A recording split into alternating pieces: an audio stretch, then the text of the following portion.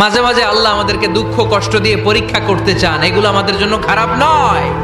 এই দুঃখ কষ্ট বিপদ আমাদের কোমরকে সোজা করে, আমাদের পায়ের মাটিকে শক্ত করে। চিল্লায় বলেন ঠিক কিনা? প্রতিকূল পরিবেশে কিভাবে বাঁচতে হয় এই দুঃখ কষ্ট আমাদেরকে শিখায়।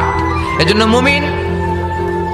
মুমিন বান্দার বৈশিষ্ট্য হচ্ছে দুঃখ কষ্ট বেদনা জ্বালা এগুলোতে সে আপসেট হয় না, সে হাল ছেড়ে দেয় না, সে ভরসা রাখে একজনের উপর। চিল্লায় বলতে হবে তিনি কে?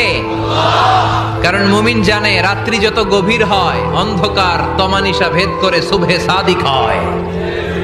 মুমিন জানে গর্ভবতী নারীর পেটের ব্যথা যেই দিন বাড়তে থাকে ওই দিনই নতুন মেহমান আগমনের সময় ঘনাতে থাকে। মুমিন জানে তার জীবনে দুঃখ কষ্ট বিপদ যত বাড়তে থাকে সুখের দিন কাছে আসতে থাকে। আপনার মনকে বুঝাতে হবে যে আল্লাহ আমার সাথে আছে। মনকে তুমি বুঝিয়ে বলো আল্লাহ আছে আমার সাথে।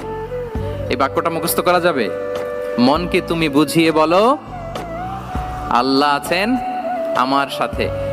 আপনার পুরো জীবনের সব কাজের সাথে যদি এই বাক্যটাকে মিলিয়ে ফেলতে পারেন দেখবেন যে কোনো কিছুই আপনার ক্ষতি করতে পারতেছে না। এটাকে বলে গডস